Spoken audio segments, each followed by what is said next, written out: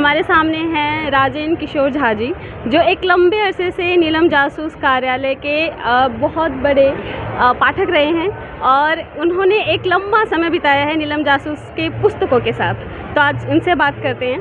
नमस्कार सर, कैसा लग रहा है आपको नीलम जासूस पटना पुस्तक मेले में? ऐसा है कि जब सुबोध भारतीय ने ये काम शुरू किया तो सबसे ज़्यादा उसका एहसान मैंने माना, इसलिए कि एक गंदी आदत मुझ में रही कि मैंने संभाल के चीज़ों को रखा नहीं। तो जो किताबें ओम प्रकाश शर्मा की मैंने पढ़ ली वो किताबें मेरे पास नहीं थी और मैं बड़ी इससे जो है वो फेसबुक पे जो है वो उत्कंठा अपने मन में लिए ढूंढता रहता था कि किसी के पास कोई ओम प्रकाश शर्मा की पुरानी किताब हो। लोगों ने मोटा धन भी वसूल किया उन किताबों के एवज में। तभी मुझको मेरे एक पत्रकार मित्र ने ये खबर दी कि अरे काहे के लिए एक का 4 दे रहे हो। सो नीलम प्रकाशन ने फिर से शुरू किया है। उन्होंने पहली किताब उन्होंने ही भेजी, उसमें आपके कार्यालय का टेलीफोन नंबर था। उस टेलीफोन के जरिए मैं जो हूँ वो सुबोध भारतीय जी तक पहुँच गया। तो शुरुआत की मैंने उनके पिता के युग से और जब अपने अंत की ओर आ रहा हूँ तो बेटे का युग है। हम लोगों के अखबार की दुनिया का एक मजाक था कि किसी से दुश्मनी हो तो उसके मरने के बाद उसके बेटे को एक अखबार खुलवा दो, सारी दुश्मनी निपट जाएगी, वो बर्बाद हो जाएगी। क्योंकि पढ़ने का चलन काफ़ी घटा है। अखबार भी घटा है, लेकिन अखबार की तुलना में जो है वो तुमको उपन्यास जासूसी हो या सामाजिक हो वो काफ़ी घटा है। लोग अब टीवी पे देखना पसंद करते हैं, यूट्यूब देखना पसंद करते हैं, किताब पढ़ना कोई पसंद नहीं। नए युग के बच्चों को तो बिल्कुल नहीं देख रहा हूँ। तो ये युग भी देखूंगा, अंदाज़ा उस समय तो नहीं था जब शुरू किया।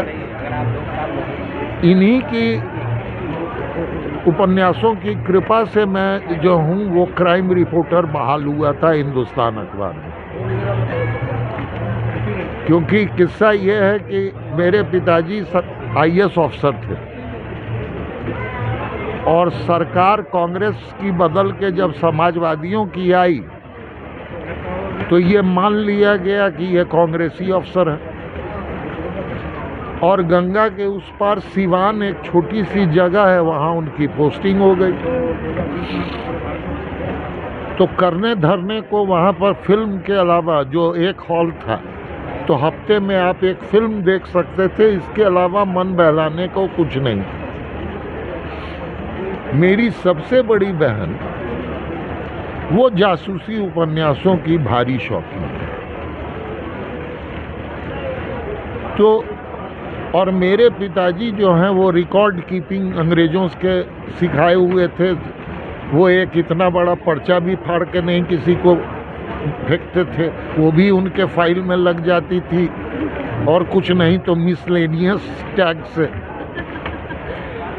तो वो महीने में एक बार अपने ऑफिस की मीटिंग्स के लिए पटना आते थे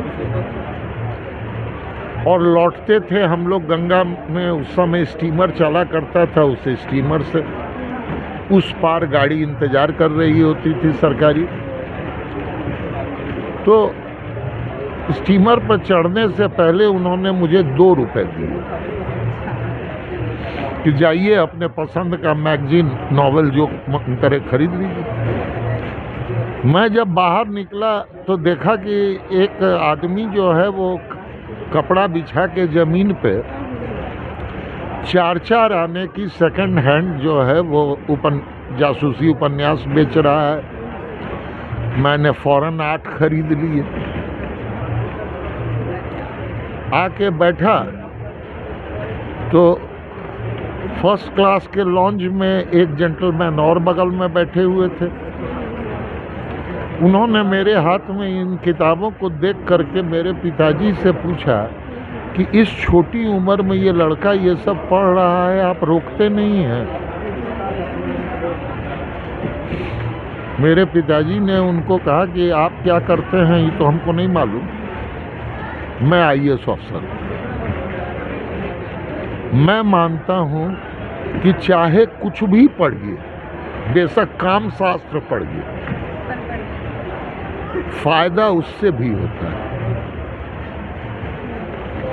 तो ढेर सारे उस समय लिखते थे। चोटी पर थे इब्ने सफ़ी, उनकी किताबें प्रेम प्रकाश जी अनुवाद करके जो है वो, इब्ने सफ़ी खुद पाकिस्तान के थे तो किताबें उर्दू में आती थी और इलाहाबाद में उनका हिंदी में ट्रांसलेशन करके फिर बिकता था यहाँ। ये सारी किताबें जो हैं इनमें हिंदी की अशुद्धियाँ बहुत होती हैं। इसके मुकाबले ओम प्रकाश शर्मा जी की खासियत ये थी कि उनकी हिंदी नोटिस करने वाली थी। इसका रीज़न ये भी हो सकता है कि इब्ने सफ़ी जी उर्दू में लिखते थे और उर्दू के इतने अच्छे ज्ञाता यहाँ नहीं थे। जो गलतियाँ आ रही थी वो ट्रांसलेट करने वाले की थी। तो वो इतनी अच्छे ज्ञाता नहीं थे ना उर्दू के, इसलिए शायद वो अच्छे से ट्रांसलेट नहीं कर पाए। तो ओम प्रकाश जी को मैंने पढ़ना शुरू किया और ओम प्रकाश शर्मा जी पक्के आदर्शवादी थे। तो आदर्शवाद के बीज मुझ में जो है वो ओम प्रकाश शर्मा ने डाला। 38 साल में पत्रकार रहा, मैंने 10 पैसे किसी से स्वीकार नहीं किए। आप चाय पिला दीजिए, खुशी से पी लूँगा, नाश्ता करवा दीजिए, खुशी से खा लूँगा, लेकिन नगद में अगर आपने कुछ भी देने की कोशिश की तो आपको निकल जाने का फरमान उसी वक्त सुना दूँगा। ये मैंने जो है वो ओम प्रकाश शर्मा जी से सीखा। इसी का असर था कि मैंने कॉलेज की पढ़ाई की है आगरा के सेंट जॉन्स से। वहाँ अब एक अखबार आज भी निकलता है, अमर उजाला। उस समय उसके प्रधान संपादक सह मालिक थे गोरी लाल अग्रवाल। उन्हीं की वजह से सेंट जॉन्स गया पढ़ने। वहाँ से पढ़ करके जब आया तो हिंदुस्तान गया इंटरव्यू देने। तो वही सज्जन बैठे हुए थे जिन्होंने मोरल लेक्चर दिया था स्टीमर पे कि इस उम्र में ये नहीं पढ़ना चाहिए। तो मैंने उनसे कहा कि इंटरव्यू आप बाद में शुरू कीजिएगा, पहले एक पुरानी घटना आपको याद दिलाएं। बोले हाँ बताइए। वो थोड़ा नाराज भी हुए कि साला इंटरव्यू देने आया है, खुद इंटरव्यू ले रहा है। उन्होंने कहा कि मैंने उनको कहा कि आपको याद होगा कि आप स्टीमर से जा रहे थे उस पार पटना के, तो रास्ते में आपको एक 8-9 साल का लड़का मिला था जिसको आपने जासूसी किताबें न पढ़ने की सलाह दी थी। मैं वही लड़का। उन्होंने बाकी जो उनके साथ बैठे हुए थे उनको कहा कि इसके इंटरव्यू की ज़रूरत नहीं।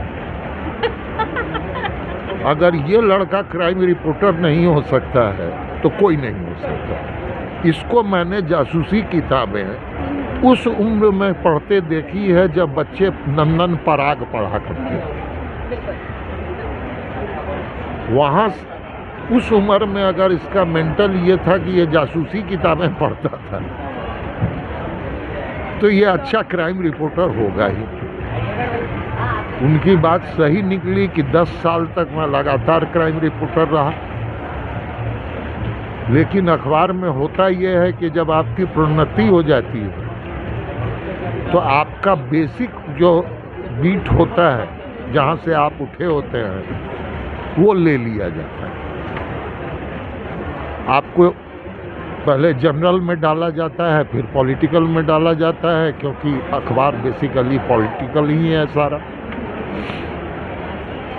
तो मैं जो हूँ वो वाणिज्य के पन्ने पे भी रहा, उसके लिए भी रिपोर्टिंग करता रहा, पॉलिटिकल रिपोर्टिंग तो फिर सारी जिंदगी की। लेकिन पढ़ने की आदत नहीं छूटी। ओम प्रकाश जी से इतना ही स्नेह था कि जब मैं आगरा पढ़ने गया तो वहाँ से मैं मेरठ गया उनसे मिलने, ये बताने के लिए कि आपकी किताबें पढ़ के मैंने हिंदी सीखी है। उनको इस युग में से परिचय करा रहा है ओम प्रकाश शर्मा का कोई, तो ये बहुत बड़ी बात है। मैं सुबोध भारतीय जी को इसके लिए आभार व्यक्त करता हूँ उनके प्रति। भगवान उनको तरक्की दे। ये किताबें जो हैं वो निरंतर बिकती रहें, ताकि नया जनरेशन ये समझ सके कि उस जनरेशन की मानसिकता क्या थी जो पढ़ रही थी। इब्ने सफ़ी के बाद ओम प्रकाश शर्मा सबसे बड़े लेखक थे। उनके बाद सुरेंद्र मोहन पाठक आए। सुरेंद्र मोहन पाठक से पहले वेद प्रकाश काम्बोज रहे। शर्मा जी और काम्बोज दोनों मित्र थे और एक ही युग के थे कमोबेश। तो इन लोगों के इसमें एक हिंदी न जानने वाला हिंदी का पत्रकार बन गया। यही छोटी सी कहानी है। आज कल ही रात में उनसे बात हुई थी कि उनका स्टॉल यहाँ लगा हुआ है, 158 नंबर है। तो ढूंढता हुआ चला आया।